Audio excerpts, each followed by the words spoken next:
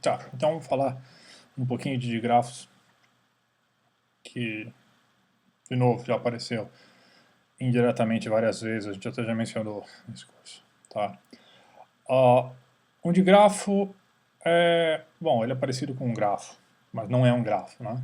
Um grafo, lembra, que é um conjunto de pares não ordenados de vértices. Tá?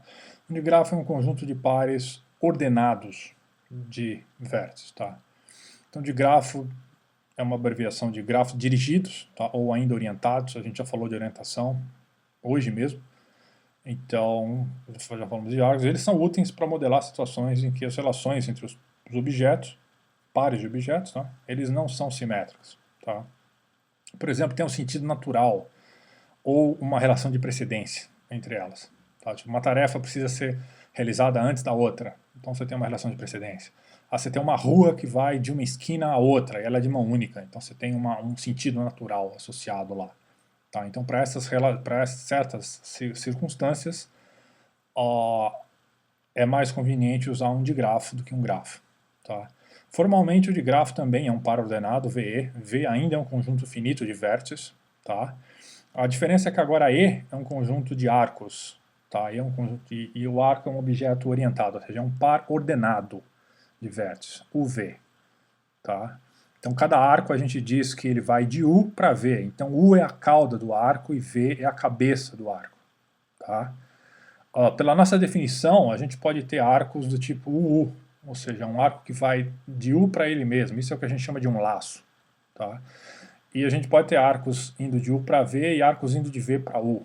Tá? Com o V diferente. Então, esses são arcos antiparalelos, porque um vai e o outro volta. Tá? É isso. Tá? Então, dá para ver o que um digrafo ele pode ter mais arcos do que um grafo pode ter arestas. Né? Exatamente. Primeiro, por quê? Porque entre quaisquer pares de vértices agora a gente pode ter dois arcos, um indo, um voltando, ou seja, arcos antiparalelos. Então, aquele n sobre n, que multiplica n menos 1 sobre 2, o 2 já some por aí, né? E o outro n é o que agora a gente tem laços, né? Então, para cada digrafo existem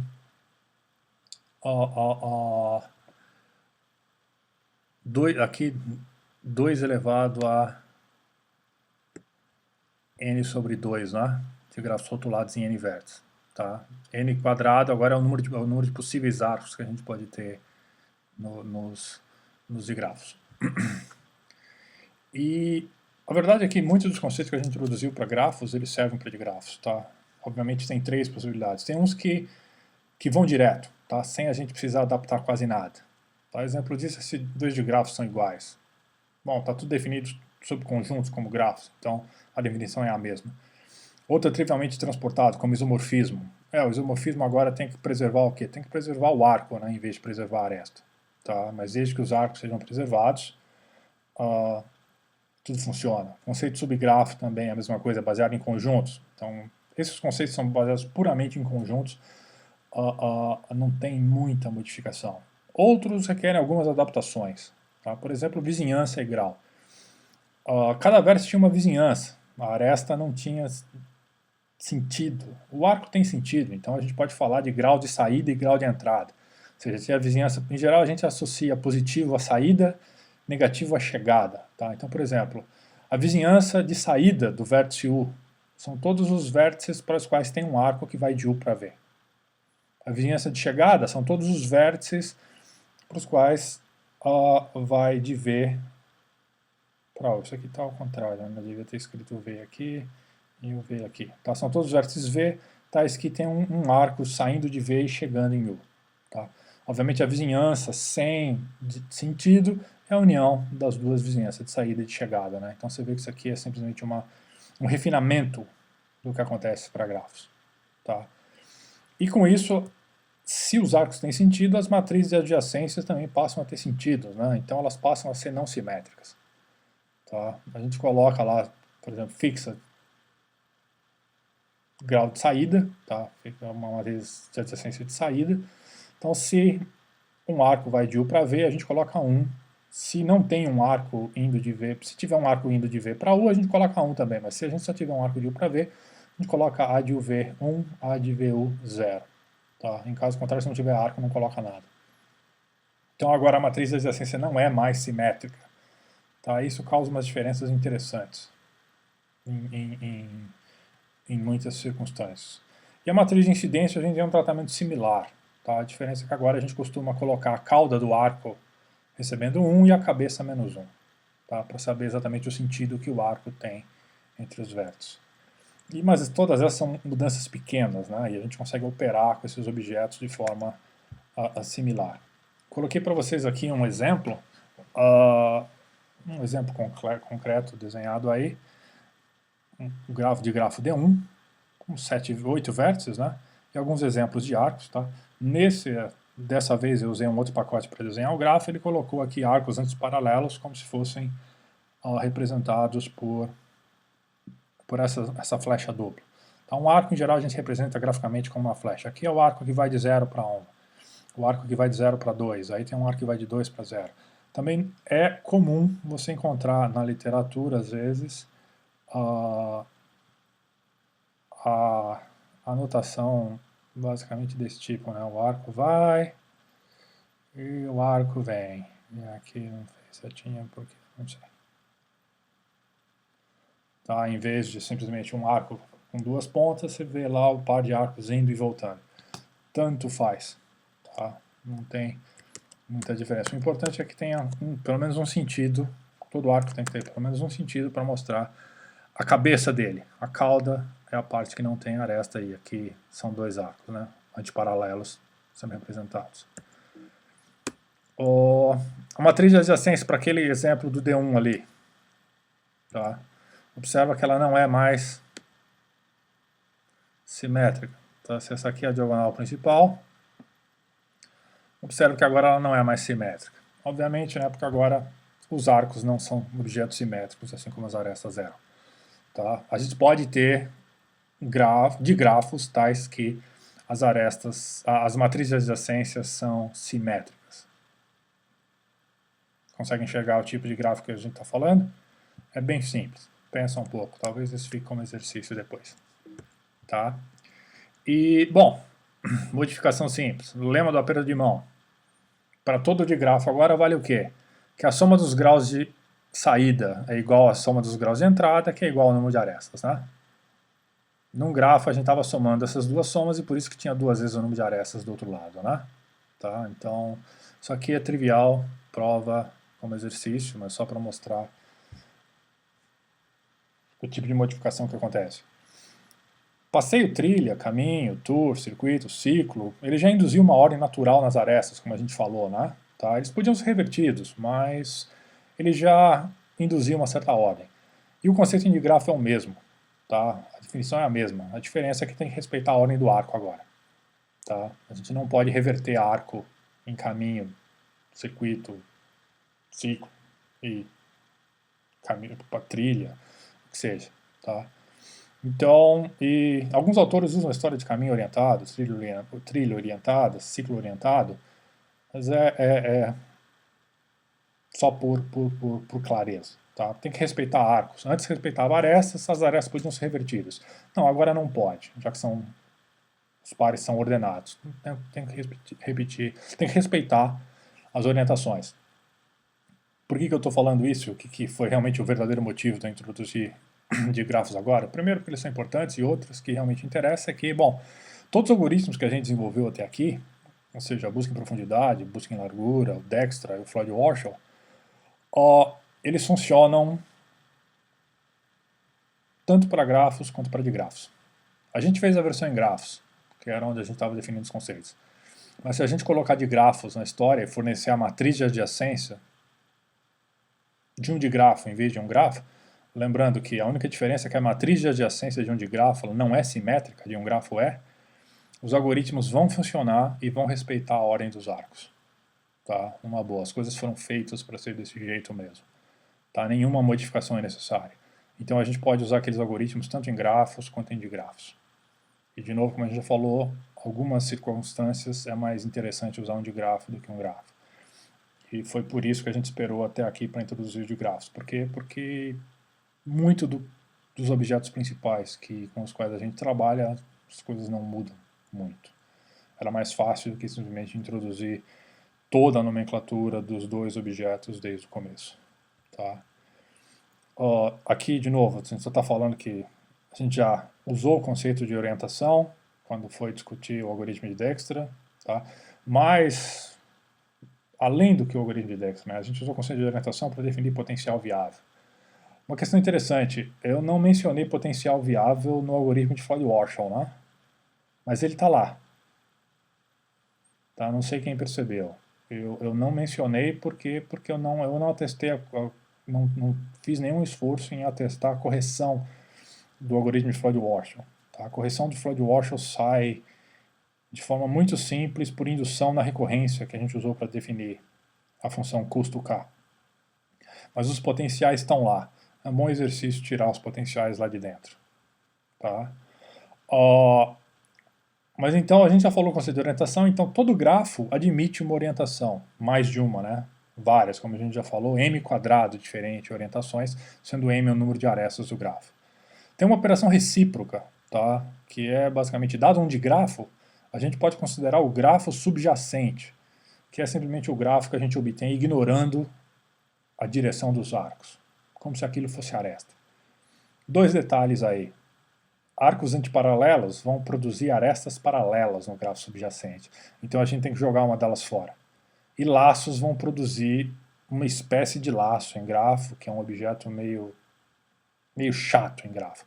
Ele funciona bem em digrafo. Em grafo ele funciona assim, como... Ele não é difícil trabalhar, mas ele é só... é chato. Vai, só isso. Então a gente joga fora os laços também. Tá?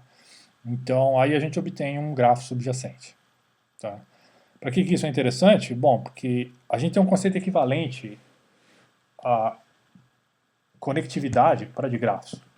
Tá? Mas não é a mesma coisa, é um pouco mais detalhado. No seguinte sentido, a gente tinha um grafo conexo se ele tinha um componente só. Se para todo par de caminhos existia, para todo par de vértices existia um caminho entre eles. Bom, o mesmo conceito pode ser aplicado em digrafo. Mas lembra, agora os digrafos são... os arcos são orientados, então eles têm um sentido, uma orientação, então os caminhos têm que respeitar isso. Então isso é o que dá para a gente o conceito de grafo fortemente conexo. Tá? Ou seja, um digrafo é fortemente conexo se para todo par de vértices existe um caminho orientado entre eles. Isso é um pouco mais forte que o conceito, apesar de ser definido da mesma forma, é um pouco mais forte do que o conceito em grafos. Por quê? Porque a gente pode dizer que um digrafo é simplesmente conexo se a gente olha para o grafo subjacente ele é conexo. Tá? Então é possível a gente ter um digrafo que é conexo, mas não é fortemente conexo. Claramente, todo digrafo fortemente conexo implica que o digrafo também é conexo. Tá? Ponto. Em geral, o que interessa para a gente é o digrafo ser fortemente conexo. Tá? Aqui isso é uma tecnicalidade que às vezes aparece. Mas em geral, o que interessa é o digrafo ser fortemente conexo. E isso é mais forte, por quê? Porque tem que ter um caminho indo e um caminho voltando, né? Tá? Observe que a gente não precisa ter arcos antiparalelos o tempo todo. Tá? Mas certamente tem ciclos orientados acontecendo dentro desse digrafo. Né? Isso é difícil perceber. Bom, cliques e conjuntos estáveis, tá? Isso aqui em geral não tem muita diferença. Tem exceções, mas a gente não vai falar disso agora. E tem uma classe de objetos que tem um tratamento misto, que seriam as florestas e árvores. Tá? A gente já esbarrou com elas antes, eu vou definir elas formalmente agora com vocês, mas para grafos. Tá? Para digrafos eu vou deixar para definir se a gente precisar dela depois. Tá? Eu acho que a gente não vai esbarrar com o conceito de florestas e árvores orientadas, que chamam-se arborescências na literatura. Tá? Só teria necessidade se eu fosse fazer uma questão de orientação com vocês que eu acho que não vou fazer dessa vez. Não fiz da vez passada, não vou fazer dessa vez também, que é um tópico um pouco mais avançado. Então, acho que a gente não vai precisar de arborescência. Já não está nos livros de redes, introdução a redes que você encontra por aí. Tá? Mas para grafos, que é o que a gente vai fazer agora, a gente já esbarrou com florestas e árvores, e na verdade a gente já esbarrou com arborescências também, tá? Na busca em largura e busca em profundidade. Mas a gente não precisa entrar nesses detalhes. Tá? Então, antes de definir as árvores de florestas, vamos falar um pouco dessa história de caminhos mínimos em grafos e de grafos, vai? Já que a gente viu que os nossos algoritmos funcionam uh, uh, da mesma forma, talvez vamos falar rapidamente em algumas aplicações. Não deve ser difícil vocês terem percebido que o Waze e o Google Maps, eles usam essas ideias de alguma forma. Tá? Basicamente, tanto o Waze... Bom, o Google comprou o Waze, né? Mas eles ainda têm dois grupos mantendo cada um dos produtos. E eu acho que todo mundo aí já usou o Waze e o Google Maps, ou o Google Maps, e talvez os dois. Tá? E como que a gente já falou no curso até agora, não é difícil perceber que eles têm uma rede gigantesca representando uma malha viária, né? Tá? Representando pontos, representando ruas, estradas, viadutos. Tá? Então, os vértices são pontos de interesse, ou esquinas, ou cidades, depende do grau. E a gente tem arestas ligando esses objetos. E, obviamente, essas arestas têm peso nesse caso, né? O custo. Tá? E às vezes o custo é distância em quilômetros, às vezes é o tempo em segundos ou minutos que você leva para percorrer aquilo, poderia ser também uma quantidade estimada de combustível, podia ser qualquer função que fizesse sentido, né? Mas, em geral, eles usam um misto, tá? De distância, em comprimento, né? Em quilômetros, metros ou quilômetros, e tempo em minutos ou segundos. E eles estão resolvendo problemas aproximados de caminho mínimo, né? Tá? Nem sempre, por exemplo, vamos focar no Waze aqui. Você está na sua casa e você quer achar o melhor caminho para o FABC. E ele vai te dar lá um caminho que não necessariamente é o mais curto, né? Em questão de quilômetros. Em geral, ele vai levar o tempo, tá? Do que você vai levar para percorrer a, aquelas arestas ou aqueles arcos. Tá? O tempo estimado que ele tem naquele momento. Né? Então essa é uma função temporal, mas você pode... Imagina que é um snapshot, ou seja, uma foto, é uma função estática. Tá? Ele vai calcular um caminho mínimo baseado naquela distância. Claro que não é só isso, porque tem um trade-off codificado lá, que se o caminho mínimo ficar muito maior, ele vai tentar achar um equilíbrio.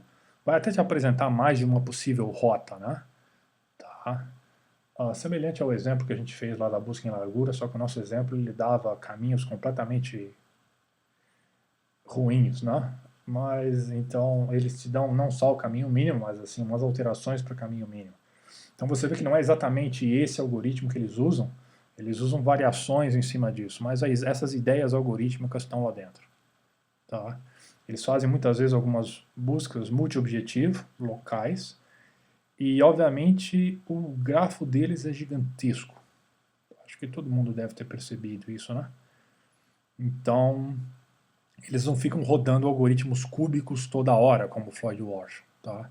O que eles fazem é que eles rodam esses algoritmos localmente, às vezes eles fazem algumas aproximações e para construir o que eles chamam de oráculo de distância. Tá? E eles ficam atualizando esses oráculos de distância. E quando eles precisam atualizar esses oráculos de distância, eles rodam esses algoritmos mais localmente, não na rede inteira. Porque na rede inteira seria muito caro. Tá? Um oráculo de distância é simplesmente isso. Você tem uma estrutura de dados que você faz consulta e ela te devolve a resposta. Tá? Não é muito diferente disso. Seria até interessante a gente falar em técnicas para a evolução dessas funções de custo do Waze ao longo do tempo. Eu cheguei a pensar há um tempo atrás em alguma possibilidade estocástica. Não é muito difícil a gente sair com algo que pode funcionar. Eu não tenho a menor ideia se é o que eles realmente usam, porque eles não contam. Mas daria para a gente fazer isso, mas isso é uma coisa que não tem muita graça se a gente não está presencialmente interagindo. Tá? Mas o que eu queria falar sobre o Waze e o Google Maps é que essas ideias de caminho mínimo que a gente desenvolveu aqui, elas são base do que eles fazem. Eles não usam elas do jeito vanilla, como eu descrevi para vocês, mas elas estão lá dentro. Tá? Outra área que usa essas ideias de caminhos mínimos, tá, de uma forma um pouco mais geométrica, são aqueles robôs de limpeza. Né? Nessa época agora de pandemia, os robozinhos, muita gente começou a comprar robô de limpeza, né, para fazer aspiração, para aspirar carpete e limpar piso. Então você tem lá o iRobot Roomba, o Brava, e talvez tenha outros. Tá? Esses aqui são os nomes mais populares que eu me lembro. Não estou fazendo propaganda de ninguém, não tenho nada a ver com essas empresas. Tá? Então o fato lá é o seguinte, eles têm que fazer uma exploração do ambiente que eles estão, ou seja, eles não conhecem o grafo. Eles vão descobrindo o grafo à medida que eles vão andando, e eles vão construindo o grafo na memória. E mesmo assim eles têm que marcar por onde eles já visitaram. Tá? E depois eles têm o quê? Quando a bateria deles está para acabar, eles têm que voltar para a estação. Primeiro eles têm que se lembrar onde está a estação. Então, mas tudo bem, eles foram construindo o grafo. E aí, obviamente, eles têm que achar um caminho curto para ir até a estação. Por quê? Porque a bateria está acabando, né? Tá? Então, se ele fizer um caminho muito longo para ir do ponto que ele está para a estação de recarga, ele não vai conseguir chegar lá. Parte interessante aqui é que o ambiente pode ter mudado, entendeu? Você pode ter ido lá e ter colocado uma cadeira no meio, então, olha, de repente agora a rede não é exatamente assim. Então ele vai ter que fazer o quê? Ele vai ter que, com a nova descoberta que ele fez, que opa, agora esse caminho está bloqueado porque alguém colocou um objeto ali, ele não sabe que é uma cadeira, mas você sabe, ele vai ter que tentar descobrir a vizinhança daquele objeto e depois tentar explorar a rede que ele tem e continuar fazendo um caminho mínimo para chegar na estação de recarga. Senão ele vai morrer no meio do caminho. Tudo bem, não é nenhuma catástrofe ele ficar no meio do caminho, mas é algo indesejado. Você vai ter que ir lá, pegar, levar ele para recarregar, mas é algo meio indesejado, né? Então, assim, qualquer desenvolvimento a sério para um objeto desse tipo levaria isso em consideração. Um terceiro exemplo, que também já deve ser trivial a essa altura do campeonato, é roteamento na internet, né? Bom, vocês já devem ter visto como a internet funciona, um monte de pacotinho viajando entre computadores, roteadores e links por aí. Obviamente, computadores e roteadores são vértices, os links são arestas, e os pacotinhos são espalhados para você. O protocolo da internet é o TCP, garante que os pacotes vão ser entregues e remontados na ordem, não garante muitas vezes que os pacotes vão chegar na mesma ordem que eles foram enviados, eles podem fazer inclusive rotas diferentes, tá? Mas o ponto é esse, como é que você tenta otimizar o roteamento desses pacotes na internet, que é gigantesca e você tem muita concorrência, tá? Muitos pacotes simultâneos. Tá? Obviamente você tem que ter funções de custos aí nos links, e você tem que ter estimativas de tempo de latência que leva para os pacotinhos de chegada, da saída do roteamento, e também overhead nos links de comunicação. Então você tem uma função de custo que é uma composição de outras funções menores, e você tem, obviamente, você tem que ter uns algoritmos para fazer esse roteamento para a internet funcionar. Tá? Se a gente não tivesse esse tipo de algoritmo fazendo roteamento, que no fundo é um problema de caminho mínimo. Tá? Os custos, as funções de custo é que são um pouco mais elaboradas e, obviamente, a rede é grande e quando você está fazendo roteamento, você não está fazendo um roteamento global, nesse caso. O que a gente fez aqui no grafo, nos nossos grafinhos pequenos e a história do Waze, a gente estava fazendo um roteamento global. Não, na internet, basicamente, você faz um roteamento, uma coleção de roteamentos locais. Mas, de novo, a parte boa disso é que a estratégia gulosa funciona. Tá? Então, eu estou sendo um pouco impreciso no que eu estou falando agora, mas para ser mais preciso, a gente vai ter que definir mais uma coleção de objetos e alguns problemas um pouco mais complicados. E nesse ponto que nós estamos, onde esse curso se enquadra na grade curricular, isso não faz sentido, mas a ideia, no fundo, dá para descrever porque é essa. Tá? A gente está fazendo lá uma coleção de roteamentos locais, e esses roteamentos locais eles se encaixam bem porque tem uma estratégia gulosa que vale aí. Tá? E se ela não vale totalmente, a gente consegue aproximar e dizer que ela vale. Tá? Então é isso. E se não fossem esses algoritmos de roteamento, a internet não teria sido tão feliz quanto foi. Tá? Tem uma empresa, Akamai, que a maior parte do roteamento feito na internet é feito pela Akamai. Tá? Então quem nunca ouviu, procura no Google lá depois. Eles também não contam exatamente os detalhes dos algoritmos que eles usam, porque eles fazem dinheiro com isso, mas é algo extremamente interessante. Tá? Outro que talvez alguns saibam, outros não, justificação de texto, tá? Em editores de texto em geral, em LaTeX especificamente, tá? Que é um processador de texto, né, para você escrever textos com alto conteúdo matemático. Inclusive esses slides aqui são gerados em LaTeX, tá? Não gera só texto, também gera slides. E a justificação é quando você tem o texto lá justificado, ele fica alinhado à margem esquerda e à margem direita, né? Põe os espaços entre as palavras. E como é que esses espaços são definidos? Onde colocar espaço? Quantos espaços colocar? Se quebrar a palavra, põe a palavra na outra linha, divide a palavra com um hífen, tá? Como é que essas decisões são tomadas? Tá? Isso, no fundo, é um grande problema de caminhos mínimos. Tá? Você tem lá o texto, as palavras são vértices, e você tem lá as palavras adjacentes, são ligadas por arestas, e você tem lá uma função de custo, que é o que daria a... Vou simplificar a coisa aqui, tá? Para não ter que descrever todos os detalhes. Você teria lá a função de custo que descreve o que seria visualmente atratível ou não, e se roda um algoritmo de caminho mínimo para determinar o que fazer, basicamente, onde quebrar as linhas, tá? Onde introduzir quebras, onde dividir palavras ou não. Tá? Então, isso é... Detalhes tem num texto escrito pelo Donald Knuth, foi o criador do TeX, né? O LaTeX são as macros que o Leslie Lamport desenvolveu para o LaTeX, para o TeX, e aí virou LaTeX, mas assim, o Knuth explicou, tem um meta-artigo explicando como que a justificação em TeX é feita e é um barato, tá? Vale a pena ler.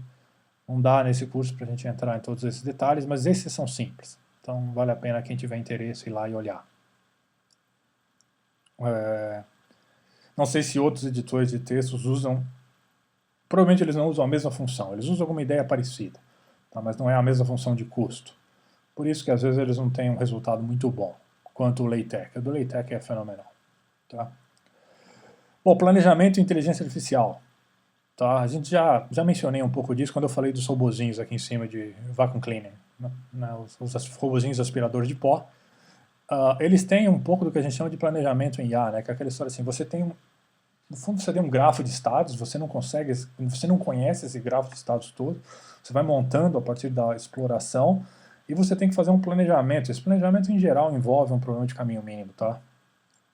Então, eu não vou descrever nada mais em detalhes do que eu já fiz para o robozinho aqui, mas certamente assim, um dos algoritmos mais usados em planejamento de inteligência artificial é exatamente busca em largura e o algoritmo de Dijkstra. Tá? Eles estão lá adoidado. Para quem for por essa área vai certamente encontrá-los de novo.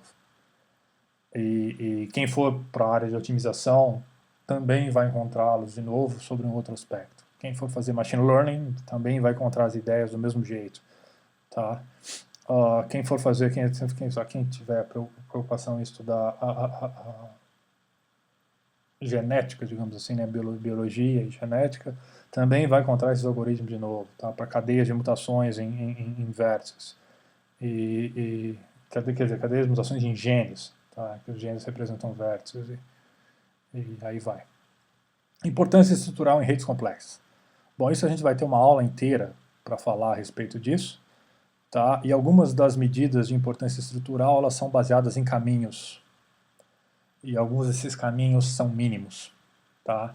Então a gente já conhece os algoritmos que vão ser usados para basicamente calcular os índices que indicarão para a gente importâncias estruturais. Basicamente o motivo principal que a gente ficou definindo toda essa história de grafos e caminhos mínimos é para a gente poder chegar na aula que vem e realmente explorar essa história de importância estrutural. Tá? Claro que outros exemplos vão surgir depois, mas no começo do curso exatamente esse era o nosso objetivo. Tá? E agora a gente já pode cumprir. Legal. E bom, certamente tem várias outras possibilidades de aplicações de caminhos mínimos em digraphs. Tá? Mas, por enquanto é isso. Antes da aula agora acabar, eu vou introduzir com vocês rapidamente árvores e florestas. E na aula que vem a gente vai ver a importância estrutural. Então vamos lá.